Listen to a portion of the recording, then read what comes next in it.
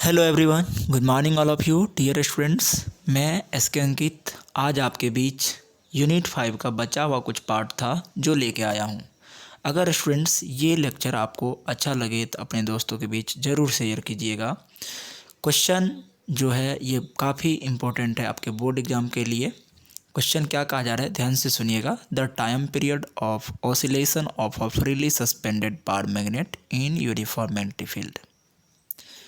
आप जैसा कि देख पा रहे हो, कहा जा रहा है यूनिफॉर्म मैग्नेटिक फील्ड में फ्रीली सस्पेंडेड बार मैग्नेट का दोलन काल का व्यंजक प्राप्त करिए। अर्थात कहने का तात्पर्य ये हुआ कि समरूप विद्युत चुंबकीय क्षेत्र में जो है एक मैग्नेट छड़ चुंबक को क्या किया गया, धागे से बांधकर लटका दिया गया है, तो उसका दोलन काल का कहता है आपको व्यंजक प्राप्त करने। 2017 में ये क्वेश्चन पूछी गई थी। बहुत ज़्यादा टफ क्वेश्चन नहीं है, सीबीएसई में भी कितने बार पूछे जा चुके हैं, तो थोड़ा बढ़िया से इनको समझिएगा। दोस्त, सबसे पहले आपको क्या करना है, एक मैग्नेट को सस्पेंड करना है यूनिफॉर्म मैग्नेटिक फील्ड में। अब देखिए, ये हमने एक मैग्नेट को यूनिफॉर्म मैग्नेटिक फील्ड में क्या किया है, सस्पेंड किया है। जैसा कि आपको दिख रहा होगा, ये जो दिख रहा है ये है यूनिफॉर्म मैग्नेटिक फील्ड इस डायरेक्शन में, एंड इसमें एक मैग्नेट को चित्रानुसार व्यवस्थित कर दिया। ठीक है दोस्त, अगर मैग्नेट का ये पोल नॉर्थ है और ये पोल साउथ है, तो आपको भी पता होगा कि नॉर्थ पर पॉजिटिव स्ट्रेंथ होता है एंड साउथ पर नेगेटिव स्ट्रेंथ होता है, पोल का स्ट्रेंथ। ठीक है, तो इस पर फोर्स किधर लगेंगे, मैग्नेटिक फील्ड की डायरेक्शन में प्लस एम बी, एंड इस पर लगेंगे मैग्नेटिक फील्ड के अपोजिट डायरेक्शन में माइनस एम बी। माइनस क्यों लग रहा है, क्योंकि यहाँ पर पोल स्ट्रेंथ नेगेटिव है। अर्थात इस पर अगर नेट फोर्स की बात करी जाए तो नेट फोर्स की वैल्यू 0 आएंगे, क्योंकि एक फोर्स इधर लग रही है, एक फोर्स इधर लग रही है, तो दोनों एक दूसरे को कट करेगा और 0 आंसर आएगा। आई होप आप यहाँ तक क्लियर समझ गए होंगे। दोस्त, आपको टॉर्क का डिफिनेशन तो पता ही होगा कि force multiple perpendicular distance between forces, यानी ये दोनों फोर्स में से कोई एक फोर्स का मैग्नीट्यूड ले लो और ये दोनों फोर्स के बीच का जो परपेंडिकुलर डिस्टेंस है, ये वाला डिस्टेंस, उस डिस्टेंस से मल्टीपल कर दो तो आपको प्राप्त हो जाएगा टॉर्क। बट ये कौन सा टॉर्क है आपको पता होना चाहिए, ये मैग्नेटिक टॉर्क की बात हो रही है यहाँ पे। तो O और N परपेंडिकुलर सेपरेशन है, किसके बीच का, दोनों फोर्सेज के बीच का। तो हमारे बीच इनका वैल्यू हो जाएगा component 2L sine theta, and उस 2L साइन थीटा को यहाँ पे हमने पुट कर दिया, और फोर्स कितनी है, MB। तो आंसर हमारे बीच आ रहा है, अब ध्यान से देखिएगा, फोर्स की मान क्या हो गई, MB। तो ध्यान से देखो दोस्त, आपको मैंने कैपिटल M अर्थात मैग्नेटिक डायपोल मोमेंट बराबर बताया था 2ml। क्या आपको 2ml दिख रहा है, यस, एक ये स्मॉल m एंड ये 2l, तो ये हो जाएगा कैपिटल M। तो इसके बदले मैंने यहाँ पे कैपिटल M यूज कर लिया, एंड ये यहाँ पे तो MB था दोस्त, MB, तो B के यहाँ पे B मिल रहा है, एंड जब साइन थीटा को हटाओगे तो magnetic torque equal to formula आएंगे magnetic dipole moment cross magnetic field. अब ध्यान सुनिएगा, अगर हम इनको इक्वेशन फर्स्ट मान लें, torque equal to MB sine theta अभी प्राप्त हुआ फॉर मैकेनिक्स। अब आइए कुछ मैकेनिक्स की बातें हम करें। मैकेनिक्स में आप क्लास 11th में पढ़े होंगे टॉर्क इक्वल टू फार्मूला, याद करिए। टॉर्क बराबर आप पढ़े होंगे angular acceleration into moment of inertia. Angular acceleration अर्थात कोणीय त्वरण, मोमेंट ऑफ इनर्शिया अर्थात जड़त्व आघूर्ण। तो ये 11th में आप पढ़े थे कि जब जड़त्व आघूर्ण तथा कोणीय त्वरण को गुना करते हैं तो हमें टॉर्क प्राप्त होती है। तो क्यों न इसे समीकरण मान लिया जाए, टॉर्क इक्वल टू 11th के कॉन्सेप्ट से अल्फ़ा इंटू आई, ये इक्वेशन 2 कर लीजिए और ये इनको इक्वेशन आपने फर्स्ट माना था। तो क्या ये दोनों टॉर्क आपस में हम बराबर कर सकते हैं? ऑब्वियसली कर सकते हैं। तो इसीलिए ये M B sine theta equal to alpha into inertia. तो ये हमने यहाँ पे पुट कर दिया। अब ध्यान से सुनिएगा आप,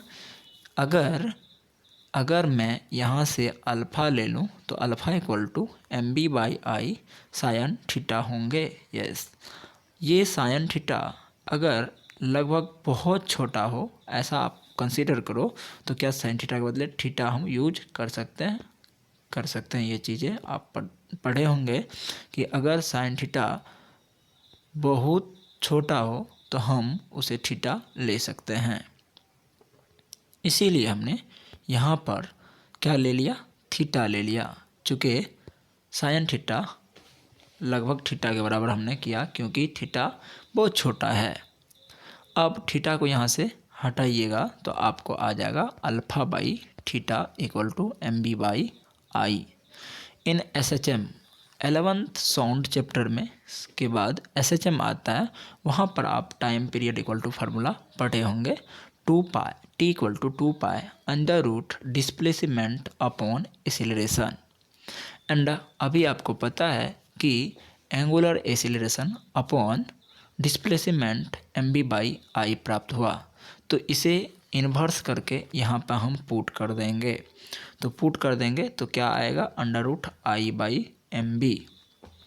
अर्थात किसी मैग्नेट को यूनिफॉर्म मैग्नेटिक फील्ड में सस्पेंड करने पर हमें टाइम पीरियड की व्यंजक प्राप्त हुआ, expression 2 pi under root moment of inertia upon magnetic dipole moment into magnetic field. It is expression of time period of suspended magnet.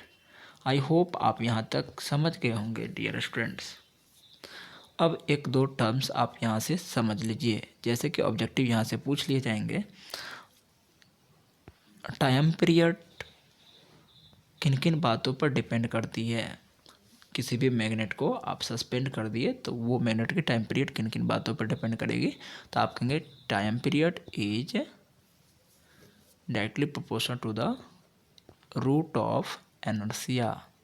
ठीक है दोस्त, and time period is directly proportional inversely proportional of root of moment of magnetic dipole moment. और third, T is inversely proportional root of magnetic field. तो ये तीन बात पर depend करती है हमारा किसी भी मैग्नेट का टाइम पीरियड, सस्पेंडेड मैग्नेट का टाइम पीरियड। अब एक बात ध्यान से सुनिए, क्या आप कैपिटल M बराबर ये पढ़ चुके हो? 2 स्मॉल m l। इसका मतलब ये हुआ कि कैपिटल M किन किन बातों पर डिपेंड करती है? स्मॉल m पर, एंड कैपिटल M किस पर डिपेंड करती है? लेंथ पर। लेंथ को अगर आप आधा कर दोगे तो मैग्नेटिक डाइपोल मोमेंट आधा हो जाएंगे, पोल स्ट्रेंथ को आधा कर दोगे तो मैग्नेटिक डाइपोल मोमेंट आधा हो जाएगा। तो ये सब फैक्ट आप याद रखेंगे। अब दोस्तों एक प्रश्न है आपसे कि यदि मैं किसी मैग्नेट की लेंथ को 4 टाइम्स इंक्रीज कर दूं तो बताइए टाइम पीरियड क्या होगा? ध्यान से सुनिएगा, क्या कहा मैंने कि लेंथ को कितना टाइम्स इंक्रीज करूँगा? 4 टाइम्स। तो डियर स्टूडेंट्स, अभी तो आपने पढ़ा था कैपिटल M समानुपाती L, यानी मैग्नेटिक डाइपोल मोमेंट डिपेंड करता है मैग्नेट के लेंथ पर। तो जब आप इनको 4 टाइम्स कर रहे हो तो 100% आपका ये मैग्नेटिक डाइपोल मोमेंट 4 टाइम्स हो जाएंगे। इस आधार पर क्या यहाँ 4 पुट करेंगे तो 4 का अगर रूट लीजिएगा तो 2 ये बाहर निकल के आ जाएंगे 1/2, और ये फार्मूला तो बचा रह जाएगा। और इस आधार पे आप कहेंगे कि टाइम पीरियड आधा हो जाएगा। तो किसी मैग्नेट की लेंथ को 4 टाइम्स इंक्रीज करने से उसका टाइम पीरियड आधा हो जाता है। अब मैंने यहाँ पे कुछ फैक्ट लिखा है, ध्यान से सुनिएगा। Time period of oscillated magnet depends on moment of inertia, pole strength, length and magnetic field. अर्थात दोलन काल जो है किसी भी मैग्नेट का आवर्तकाल मैग्नेट के moment of inertia, pole strength, length of magnet and magnetic field पर डिपेंड करती है। आई होप आप इस 5 मार्क्स वाले प्रश्न को 100% समझ गए होंगे।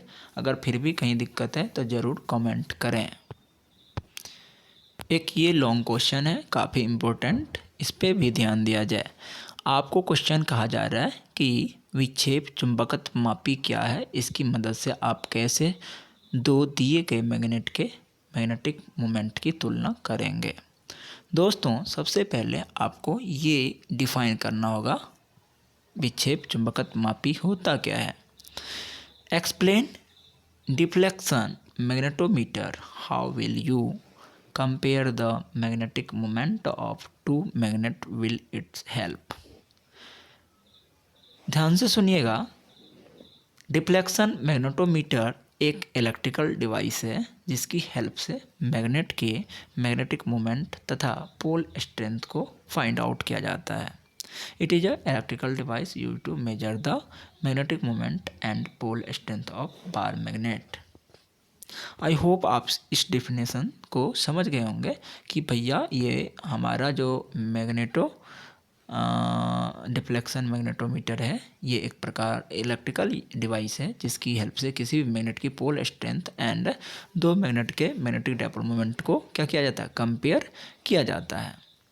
अब चलिए हम एक दो मैग्नेट को कंपेयर करें, किनके हेल्प से, मैग्नेटोमीटर के हेल्प से।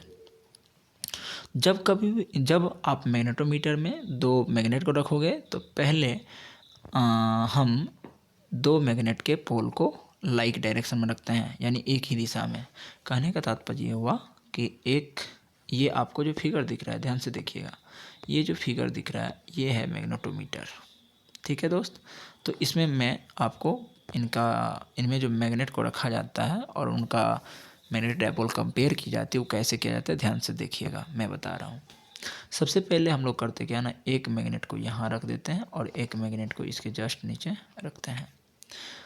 अभी क्या किया ना, सेम डायरेक्शन में किया, यानी इधर साउथ है तो इस मैग्नेट का भी साउथ इधर है, नॉर्थ यहाँ है तो नॉर्थ इस मैग्नेट का यहाँ है। मतलब ये कहने का तात्पर्य हो कि ये मैग्नेटिक फील्ड, सपोज करो ये मैग्नेटिक फील्ड है, इसमें दो मैग्नेट को सस्पेंड कर दो, एक ये धागे से, समझ गए दोस्त। ये नॉर्थ तो इसका भी ये नॉर्थ, ये साउथ तो इसका भी ये साउथ, इस प्रकार से लटकाएंगे तो हम कुछ ऐसा कह सकते हैं। फर्स्ट केस में यदि लाइक पोल के साथ दोनों मैग्नेट लटका हो, यानी किसी मैग्नेटिक फील्ड में लाइक पोल के साथ दो मैग्नेट लटका हो, तो टाइम पीरियड क्या होंगे। तो डियर स्टूडेंट, टाइम पीरियड का तभी मैंने व्यंजक निकाला था, क्या निकाला था, याद करिए, T=2π√, moment of inertia upon magnetic dipole moment into magnetic field, पढ़े थे ना। तो क्यों ना मैं पहला केस के लिए टाइम पीरियड को T1 मान लिया एंड 2π√, पहला मैग्नेट की एनर्शिया I1 एंड दूसरा मैग्नेट की एनर्शिया I2 माना। अब मोमेंट ऑफ इनर्शिया तो स्केलर क्वांटिटी है, तो डियर स्टूडेंट इसको जोड़ लीजिए, यहाँ प्लस का साइन है, छूट गया है डियर स्टूडेंट्स, आप सही कर लो, यहाँ प्लस साइन, ओके, प्लस करिए, upon M1 + M2। M1 + M2 मतलब ये हुआ कि दो मैग्नेट है डियर स्टूडेंट्स, जो कि कहाँ है, सस्पेंड, किसी मैग्नेटिक फील्ड में धागे से सस्पेंड है, तो एक ही डायरेक्शन में है। एक ही डायरेक्शन मतलब ये हुआ लाइक पोल के साथ है, ये नॉर्थ तो इसका भी ये नॉर्थ, ये साउथ तो इसका भी ये साउथ। और आपको पता होगा कि इनमें जो है मैग्नेटिक डाइपोल मोमेंट की दिशा साउथ टू किधर होता है, north, south to north. South to north जो होता है एम वेक्टर की डायरेक्शन, तो डायरेक्शन तो दोनों का एक दिशा में है, तो एम वेक्टर की जब डायरेक्शन एक है, दोनों वेक्टर क्वांटिटी है, अर्थात दोनों m1 इसको मान लीजिए 1, इसको मान लीजिए 2, तो दोनों की डायरेक्शन एक ही दिशा में है। तो एक दिशा मतलब ये हुआ कि 0 डिग्री पर है दो वेक्टर, तो 0 डिग्री पर जब दो वेक्टर हो तो वो क्या हो जाता है, जुट जाता है। तो इसीलिए मैंने बाय में क्या किया, m1 प्लस m2 इंटू, दोनों तो मैग्नेटिक फील्ड में रखे हैं तो यहाँ b से मल्टीपल कर दिया, इक्वेशन नंबर फर्स्ट। समझ गए आप। एंड सेकेंड केस में क्या किया, अनलाइक पोल्स के साथ दो मैग्नेट को लटकाया। अनलाइक पोल मतलब ये हुआ कि अब ये साउथ है और ये नॉर्थ है। इस स्थिति में आपको पता है कि मैग्नेटिक डायपोल मोमेंट क्या होगा, ये घट जाएगा m1 में से m2 घट जाएगा। क्यों, क्योंकि इनकी डायरेक्शन अब अपोजिट है, 180 डिग्री पे सपोज कर सकते हैं आप, इसीलिए घटेंगे। तो एंड मोमेंट ऑफ एनर्जिया जो है, एनर्जिया वो तो स्केलर क्वांटिटी है, इसीलिए देखिए T2 equal to 2 pi I1 plus I2, वो तो एनर्सिया है, तो एनर्सिया स्केलर है, बाय m1 माइनस m2 और b से मल्टीप्लाई कर दिया, समीकरण नंबर 2 करा। एंड समीकरण 1 डिवाइडेड बाय 2 करिएगा तो आपको T1 बटा T2 equal to under root m1 minus m2 बटा m1 प्लस m2 आएंगे। अब आप कहेंगे ये कैसे आएगा, तो मैं करके दिखा रहा हूँ, ध्यान दीजिएगा। T1 upon T2 is equal to under root I1 plus I2 by m1 plus m2 into b divided by under root I1 plus I2 by m1 minus m2 into b। तो क्या डियर फ्रेंड्स, b से b cancel out हो जाएंगे, ये उलट के गुना होगा। अब रूट नहीं काट दीजिएगा, रूट काटिएगा तो गलती हो जाएगा। हाँ, आप ये कर सकते हैं, इस रूट को यहाँ से यहाँ खींच सकते हैं, लेकिन ये जो सोचिएगा कि हम काट कर देंगे, ऐसा होने वाला नहीं है। हाँ, I1 प्लस I2 कैंसिल हो जाएगा, ये उलट के गुना हो जाएंगे डियर फ्रेंड। तो उलट के गुना होगा तो क्या हो जाएगा बताइए, ये हो जाएगा m1 minus m2 by m1 plus m2 और इस पे चढ़ जाएगा और रूट। समझ गए ना। तो T1 बटा T2 इक्वल टू क्या हो गया, m1 माइनस m2 बटा m1 प्लस m2। तो हम यहाँ पे आ गए, आपको इतना समझा दिए। एंड एक चीज़ बताइए, अगर रूट को यहाँ से कैंसिल करिए तो क्या इधर स्क्वायर चढ़ेंगे, और ये स्क्वायर तो T1 का स्क्वायर और ये बाई T2 का स्क्वायर तो होगा। तो यहाँ तक आप समझ गए होंगे। अब चलिए आगे और आपको बताते हैं। अब डियर फ्रेंड्स एक चीज़ ध्यान से सोचिए, क्या ये T1 स्क्वायर है, ये T2 स्क्वायर है, तो क्रॉस मल्टीपल करेंगे। जब क्रॉस मल्टीपल करिएगा तो T1 का स्क्वायर गुना किससे हो जाएंगे, m1 प्लस m2 से, एंड T2 का स्क्वायर गुना किससे हो जाएंगे, m1 माइनस m2 से मल्टीपल हो गया। अब इनको आप मल्टीपल करिए, तो आप कहिएगा कि मल्टीपल करके देख लीजिए। तो ऐसे देखो, T1 का स्क्वायर m1 कैपिटल M है ना, तो T1 का स्क्वायर कैपिटल M1। समझ में आ गया आपको। चलिए, प्लस T1 का स्क्वायर M2, ये तो पूरा मल्टीपल कर लिए, इक्वल टू T2 का स्क्वायर M1, क्लियर हो गया, माइनस T2 का स्क्वायर M2। इतना क्लियर हो गया होगा आपका।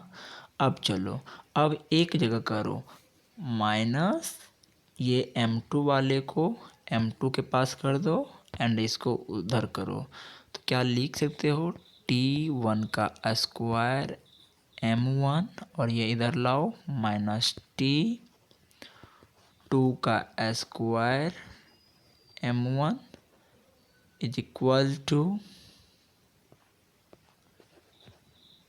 माइनस T2 का स्क्वायर M2, ये चले जाएंगे उस साइड, तो क्या हो जाएगा, माइनस T1 का स्क्वायर M2।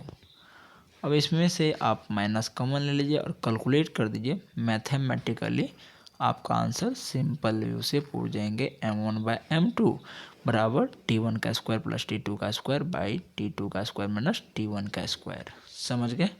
तो ये सिंपल है, आगे मैथमेटिकल आप खुद कर सकते हो।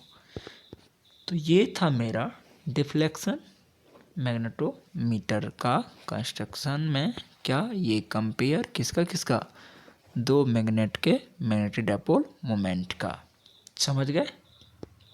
चलिए, तो अब हम बात करते हैं इसके बाद यूनिट नंबर 6 का, EMI का।